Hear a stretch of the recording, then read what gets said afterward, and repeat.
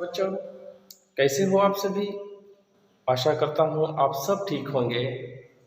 इस कठिन परिस्थिति में आप सुरक्षित अपने अपने घरों पर ही रहें, बाहर कहीं मत जाएं, क्योंकि बाहर कोरोना महामारी बीमारी के समय आपको हानि हो सकती है। बच्चों, तो आप अपने हाथों को बार बार धोया करें, साफ और स्वच्छ रहें, किसी साबुन से हो या हैंड वॉश लिक्विड से हो, और मुख पर मास्क लगाए रहें और 2 गज की दूरी को अपनाएंगे तो छात्रों आप आवश्यक हम सब मिलकर इस कोरोना महामारी बीमारी को भगा सकते हैं। तो चलिए छात्रों, आज हम 9वीं कक्षा की जो एक व्यंग्य रचना है पूर्वाक्षर का पूर्वाग्रह, इस पाठ के बारे में अध्ययन करेंगे छात्रों। तो उससे पहले हम पूर्वाक्षर का पूर्वाग्रह नामक व्यंग्य रचना के जो लेखक हैं PS रामानुजम के बारे में कुछ संक्षिप्त जानकारी प्राप्त करके पाठ की ओर बढ़ेंगे। मैंने यहाँ श्यामपट पर उनकी संक्षिप्त जानकारी लिखी हुई है, और देखें आप सभी छात्र अपनी अपनी पुस्तकें खोलकर पृष्ठ संख्या 135 देखें। PS रामानुजम का जन्म 6 अक्टूबर 1941 को हुआ। PS रामानुजम का जन्म कब हुआ? 6 अक्टूबर 1941 को हुआ। तो उनका जन्म स्थान बेडमूलडू जो चामराजनगर के जिले में स्थित है। बेडमूलडू नामक गांव में 6 अक्टूबर 1941 को PS रामानुजम का जन्म हुआ, और उनके पिता का नाम था प्रतिवादी भयंकर संपत कुमार, और उनके माता का नाम इंदिरम्मा। तो देखिए इनकी प्रारंभिक शिक्षा चामराजनगर के हरदनहल्ली में शुरू हुई। PS रामानुजम की प्रारंभिक शिक्षा हरदनहल्ली नामक जो चामराजनगर के पास ही आता है, उस गांव में PS रामानुजम की प्रारंभिक शिक्षा प्रारंभ हुई। मैसूरी के महाराजा कॉलेज में BA में 5 स्वर्ण पदक लेकर उत्तीर्ण हुए। देखिए मैसूरू के जो महाराजा कॉलेज में PS रामानुजम ने पदवी के लिए दाखिला किया, तो उस वर्ष उन्होंने 5 स्वर्ण पदक लेकर उस उपाधि को, उस डिग्री को प्राप्त किया।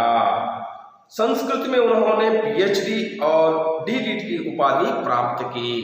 संस्कृत भाषा में PS रामानुजम ने PhD और D.Litt की उपाधि भी प्राप्त की हुई है। बचपन से ही कविता कहानी लिखने की रुचि इनमें थी। PS रामानुजम को बचपन से ही कविताएं लिखना और कहानियां लिखने में बहुत रुचि थी। IPS में 6ठा रैंक प्राप्त करके कर्नाटक के पुत्तूरू, कोडगु, कोलार आदि स्थानों में ASP, SP, DGP के पदों पर काम करके निवृत्त हुए। देखिए उन्होंने IPS में 6ठा रैंक पाकर, कर्नाटक में 6ठा रैंक पाकर उन्होंने ASP, SP और DGP के रूप में कर्नाटक के अनेक जिलों में काम किया है। उसमें आप पुत्तूर में काम किया है, कोडगु जिले में काम किया है, कोलार जिले में आदि जिलों में उन्होंने काम करके अपनी सेवा करके निवृत्त हुए हैं। बिल्ली की भाषा और अन्य लेखों के संकलन से इनको कीर्ति मिली। बिल्ली की भाषा नामक रचना PS रामानुजम ने की थी, और अन्य अनेक लेखों के कारण इनको कीर्ति प्राप्त हुई है। 30 से अधिक रचनाएं इन्होंने की है। 30 से भी अधिक रचनाओं PS रामानुजम ने की है। साहित्य सेवा के लिए साहित्य अकादमी पुरस्कार तथा पुलिस विभाग में योग्य सेवा के लिए इनको राष्ट्रपति पदक भी प्राप्त हुआ है। तो देखिए यहाँ पर छात्रों ने श्यामपट पर लिखा है, इनको जो पुरस्कार प्राप्त हुए हैं साहित्य सेवा में इन्होंने सेवा को देखकर इनको साहित्य अकादमी पुरस्कार से भी सम्मानित किया गया है और पुलिस विभाग में इनकी कार्य क्षमता को देखकर राष्ट्रपति पदक नाम पुरस्कार भी इन्हें दिया गया है बच्चों। और प्रस्तुत व्यंग्य रचना बिल्ली की भाषा से चुना गया है। जो हम प्रस्तुत रचना, जो हम अभी पूर्वाक्षर का पूर्वाग्रह नामक व्यंग्य रचना का अध्ययन कर रहे हैं, इसको उन्हीं द्वारा रचित एक रचनाएं बिल्ली की भाषा नामक से लिया गया है। इसका अनुवाद प्रोफेसर नंदिनी गुंडूराव जी ने किया है। जो इसका अनुवाद कौन किया है कन्नड़ में? नंदिनी गुंडूराव नामक एक प्रोफेसर ने इसका अनुवाद किया है बच्चों। तो चलिए सभी छात्र पाठ की ओर चलें। मैं इस पाठ का आदर्श वाचन करूंगा, आप ध्यानपूर्वक सुने, बाद में हम इसको विवरणात्मक रूप से अध्ययन करेंगे। सभी छात्र अपनी अपनी पुस्तकें खोलकर पृष्ठ संख्या 131 देखें। आजकल शहरों के नाम पूर्वाक्षरों में यानी अंग्रेजी के इनिशियलों में सिमट रहे हैं। यह बड़े खेद की बात है। इन इनिशियलों के मारे हमारे कर्नाटक के शहरों के नाम अपना कन्नड़पन, अपनी पहचान, अपना अस्तित्व खो रहे हैं। एक जमाना था जब केवल आदमियों के नाम के पहले इनिशियल लगता था। आज हम ये पूर्वाक्षर शहरों के नामों को भी बांट रहे हैं। समझ में नहीं आता इसके पीछे दीर्घ का लघु बनाने की मानव सहज प्रवृत्ति है या यह कोई नया फैशन है, अथवा यह भी हो सकता है कि लोकोपयोगी विभाग वालों ने गांव के नाम लिखने के लिए छोटे फलक बनाए हों, फिर उनके आकार अनुसार नामों को भी काट छांट कर छोटा बनाया गया हो। इस संकोच प्रक्रिया की बलि बने हुए कुछ गांवों के नामों को परिशीलन करना ठीक रहेगा। सुंदर तिरुमकोडलु नरसिंहपुर अब टी नरसिंहपुर बन गया है। आगे आने वाले संशोधकों को पथभ्रष्ट करने का काम है यह। आगे चलकर कभी दैववशात हमारे देश से अंग्रेजी भाषा के हट जाने का सौभाग्य अगर प्राप्त हुआ तो इन इनिशियलों का अर्थ ढूंढना मुश्किल हो जाएगा। अनेक खोजों की जाएंगी और विचित्र परिणाम प्राप्त होंगे। संशोधक शायद इस निर्णय पर पहुंचेंगे कि टी नरसिंहपुर नाम प्रायशः नरसिंहपुर में टी यानी चाय के बागान होने के कारण आया होगा। वह तो फिर भी अच्छा ही है। समझ लीजिए कि करीदोड्डन पाल्या नामक एक गांव है, यह केडी पाल्या बन जाएगा। क्रमशः वह केडी पाल्या में रूपांतरित हो जाएगा और गांव को बदनाम कर देगा। आगे चलकर एक दिन संशोधक निर्णय लेंगे कि इस गांव में केडियों यानी गुंडे के होने से यह नाम आया होगा और इस तरह उन गांव की निष्कलंक कीर्ति में दाग लग जाएगा। अंग्रेजी के पूर्वाक्षरों से होने वाली हानि देखी ना आपने। अब वले नरसिंहपुर की कहानी सुनिए। मनोहर मंजुल निनाद करती हेमावती नदी और नरसिंह का वह भव्य मंदिर, वह भोले नरसिंहपुर आज यज्जनपुर बन गया है। क्रमशः इसका यच्चीपुर यानी फालतू नगर अथवा यच्चमपुर में कन्नड़ीकरण हो जाएगा। इसके इर्द गिर्द दंत कथाएं फैल जाएंगी। कुछ भी कहिए, नदी नरसिम्हा अब अंग्रेजी के अद्याक्षरों में डूबकर उनकी सुंदरता लोकोपयोगी विभाग के पत्थरों में पत्थर बन गई है। यह होले नरसी वह पूर्व वालों का, हेमावती नदी का और नरसिम्ह का भी बदनसीब ही है। चिक्कनायकनहल्ली को ही लीजिए, आज वह सीयनहल्ली बन गया है, आगे चलकर वह सीयनहल्ली भी हो सकता है। वैसे ही चन्नरायपट्टण CR पट्टण बन गया है।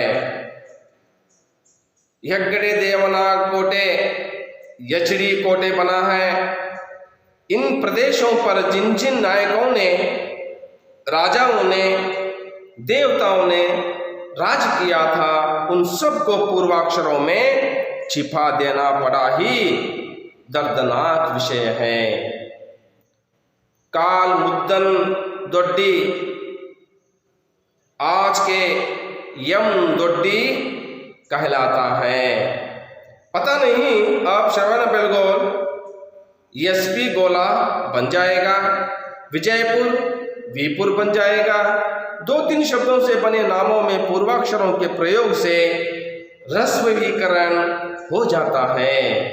लगता है आजकल लंबे लंबे नाम पुकारने के लिए लोगों के पास समय नहीं है। एक जमाना था जब तिरुमले श्रीनिवास वरद रंगनाथ देशिक ताताचार आदि नाम रखे जाते थे। सुबह नाम पुकारना प्रारंभ करो तो समाप्त होते होते शाम हो जाती थी। आज समय अभाव के कारण हम मोहन, संदीप जैसे छोटे छोटे नाम रख रहे हैं, लेकिन शहरों गांवों के नामों को तो उनके हाल पर ही छोड़ सकते थे, परंतु ऐसा नहीं किया। शायद अंग्रेजों ने भी अपने गांवों के नामों को इस तरह विकृत नहीं किया होगा। इस एक विषय में हम उनसे भी आगे बढ़ गए हैं और सब नामों को हमसे छोटे छोटे फार्मूलों की तरह बना डाला है।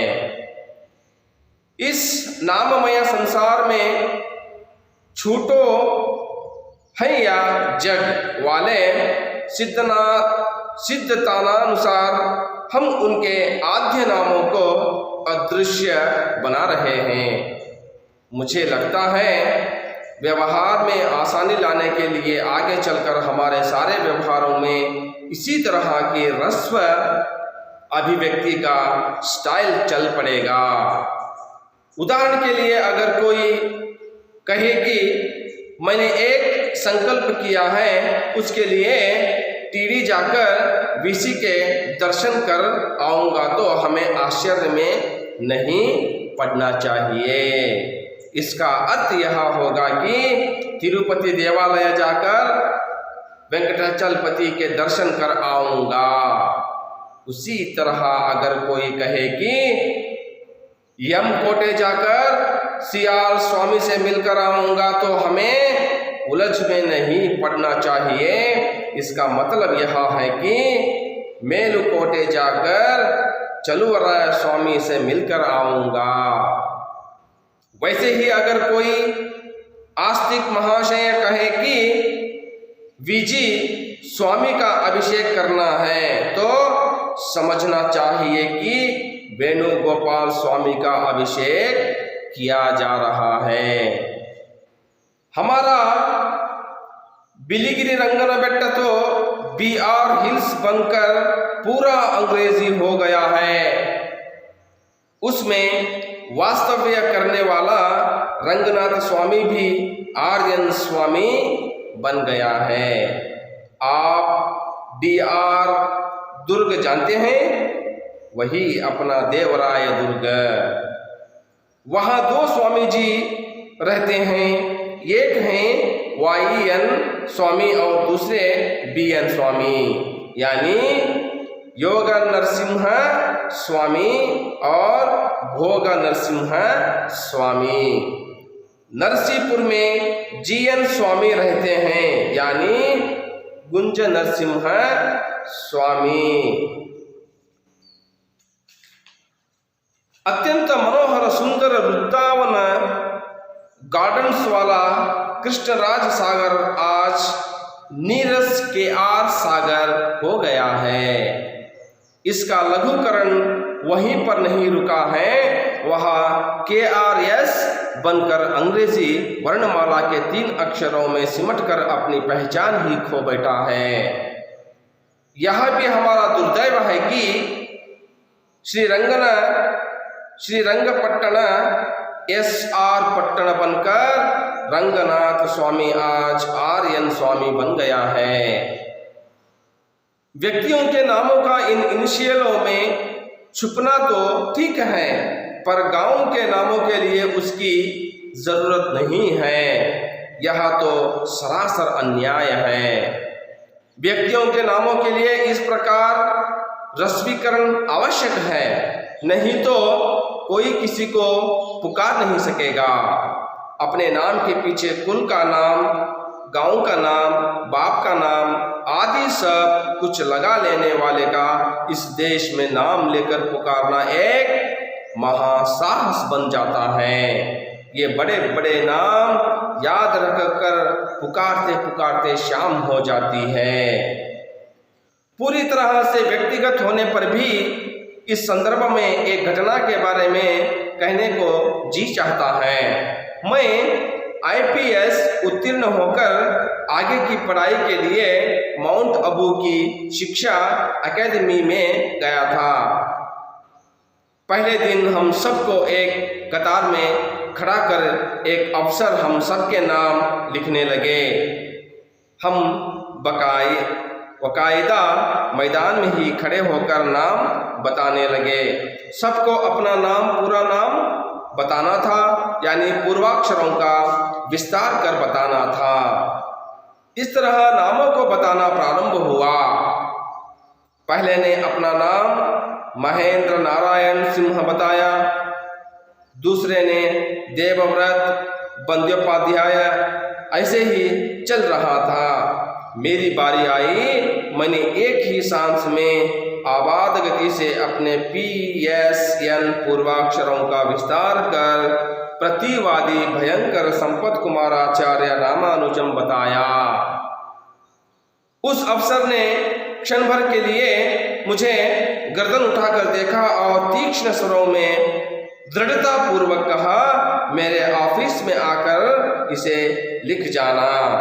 और बिना कुछ लिखे हुए आगे विद्यार्थी का नाम लिखने लगे। नाम अगर इतना लंबा हो तो बेचारे और क्या कर सकते हैं। खैरियत इस बात की है कि अब तक हमने इस पूर्वाक्षरों की पद्धति का प्रयोग पाठ्य पुस्तकों पर नहीं किया, विशेषतः इतिहास की पाठ्य पुस्तक पर।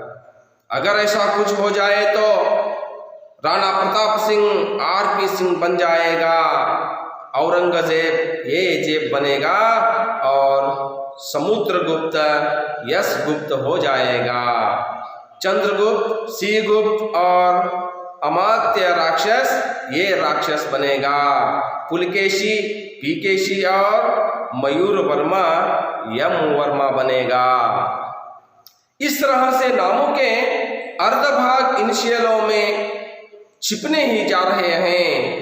कभी कभी तो पूरा का पूरा नाम ही अंग्रेजी वर्णों में सिकुड़ जाता है। पाठशाला कॉलेजों में यह आम बात है। सभी अध्यापक विद्यार्थियों की जिह्वा पर अंग्रेजी के वर्ण बनाकर सुघोषित होते हैं। अंग्रेजी वर्णों का प्रभाव हमारे नामों पर हुआ है, इसमें कोई शक नहीं है। यह एक नया वर्ण व्यामोह है, इसका हमें त्याग करना चाहिए। कन्नड़ के वर्णों का प्रयोग ही हमारे लिए क्षेमदायक है, क्षेमकारक है। कन्नड़ के उन सुंदर नामों का संपूर्ण रूप में प्रयोग करना और भी अच्छा है। हमारा उच्चारण भी शुद्ध होगा और नाम भी बच जाएगा। देखिए छात्रों, इस प्रकार पाठ का आदर्श वाचन हमने करना है। तो अब हम इस पाठ के विवरणात्मक दृष्टि की ओर चलें। तो उससे पहले PS रामानुजम ने एक आशय के साथ यह पाठ आपको अध्ययन के लिए रखा है बच्चों। तो देखिए, वह आशय भी आपकी पुस्तिका में ही दिया गया है। आशय है, इस व्यंग्य रचना में लेखक ने अंग्रेजी भाषा मोह के प्रभाव का तीक्ष्ण व्यंग्य किया है। इस रचना में, यह एक व्यंग्य रचना है, इसकी विधा कैसी है? पूर्वाक्षर का पूर्वाग्रह इसकी विधा है व्यंग्य रचना। इस व्यंग्य रचना में PS रामानुजम ने यह समझाने का प्रयास किया है कि अंग्रेजी भाषा मोह के प्रभाव का तीक्ष्ण व्यंग्य किया है। हमारे पठन लेखन से लेकर गांव शहरों के नाम, राजा महाराजाओं के नाम और यहाँ तक कि भगवानों के नामों का भी संक्षिप्तीकरण करने से होने वाले असमंजसता के बारे में प्रकाश डालने का प्रयास किया है। आजकल जो इनिशियल की पद्धति जारी है, इसके कारण किस प्रकार हमें अपना अस्तित्व और असमंजसता के बारे में समझना पड़ रहा है, इसके बारे में व्यंग्य रूप से PS रामानुजम ने आपको समझाने का प्रयास किया है। छात्रों को इस रचना द्वारा सुझाव दिया गया है कि वे अपने नाम और जन्म स्थानों की पहचान बनाए रखने के लिए पूर्वाक्षर का पूर्वाग्रह छोड़ दें। छात्रों को PS रामानुजम ने यह सलाह दी है कि, यह उपदेश दिया है कि यदि आप अपने नाम, अपने पिता के नाम, अपने परिवार के नाम इनिशियलों में मत उपयोग कीजिए, वे पूरा लिखकर अभ्यास कीजिए। आप यदि पूर्वाक्षर का पूर्वाग्रह में जानेंगे तो आपको आगे चल इसका संपूर्ण जानकारी मिलने में कुछ दिक्कत हो जाएगी, कठिनाइयां हो जाएंगी, परेशानियां हो जाएंगी। इसलिए छात्रों, आपको समझाया गया है PS रामानुजम ने, आपने कभी इन पूर्वाक्षर के पूर्वाग्रह का उपयोग न करें, अर्थात उपयोग करना छोड़ दें। यही एक आशय के साथ PS रामानुजम ने पूर्वाक्षर का पूर्वाग्रह नामक एक पाठ, जिसकी विधा है व्यंग्य रचना।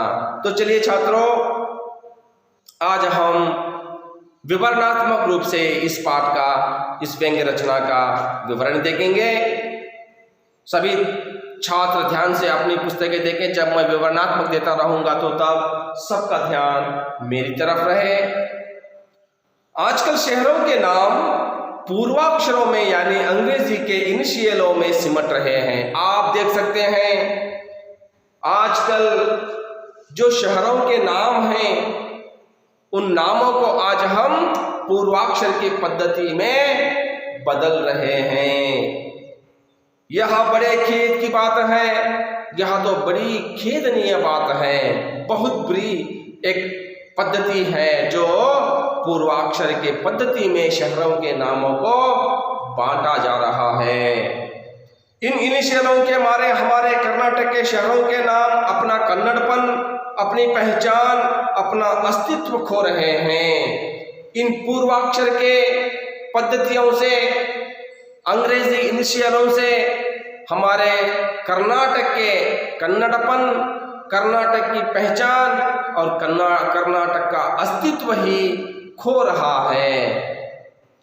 एक जमाना था जब केवल आदमियों के नाम के पहले इनिशियल लगता था। एक जमाना वो भी था बच्चों एक काल वह भी था जो इनिशियल केवल आदमियों के नाम में शामिल किया जाता था। आदमियों के नाम के सामने या आदमियों के नाम के पास इनिशियलों का उपयोग किया जाता था।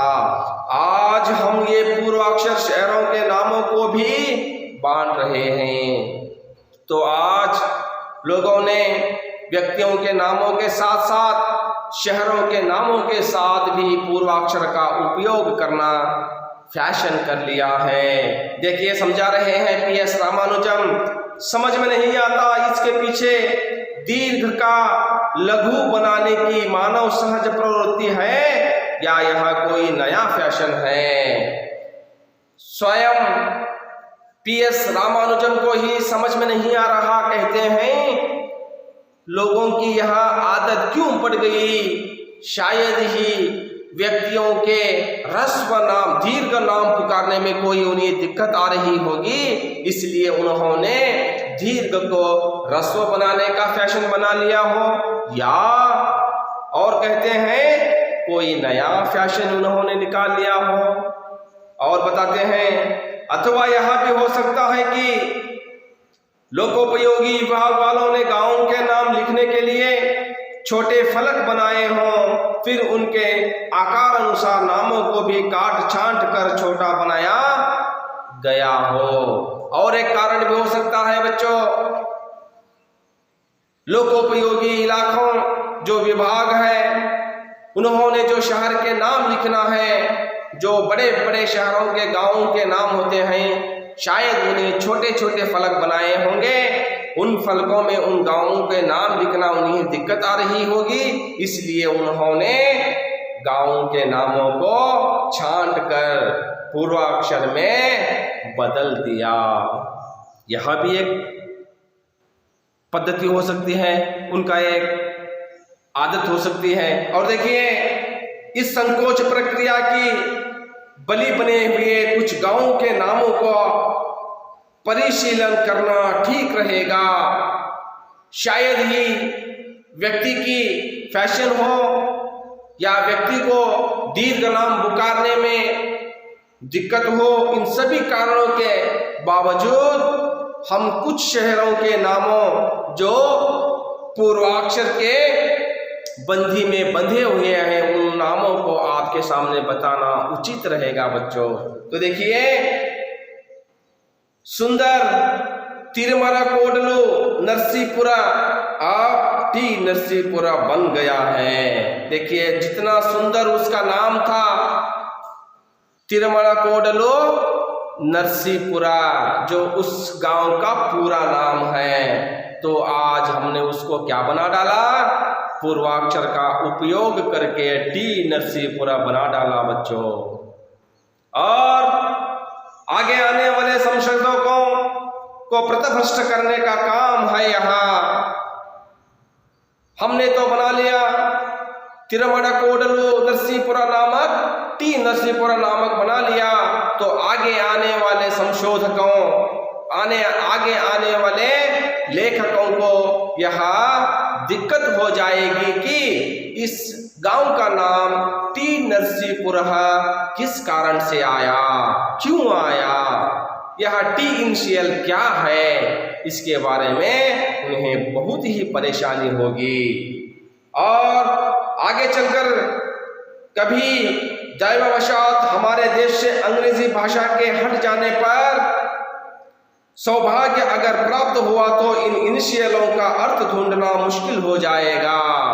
देखिए आगे चलकर सौभाग्यवश न जाने भारत देश से यदि अंग्रेजों ने अपनी भाषा वापस ले ली तो, और यह भी हो सकता है हमारे देश में अंग्रेजी भाषा का रद्द किया तो, अंग्रेजी भाषा उपयोग करने से मना किया तो आपको क्या लिखना पड़ेगा, बहुत परेशानियां होगी।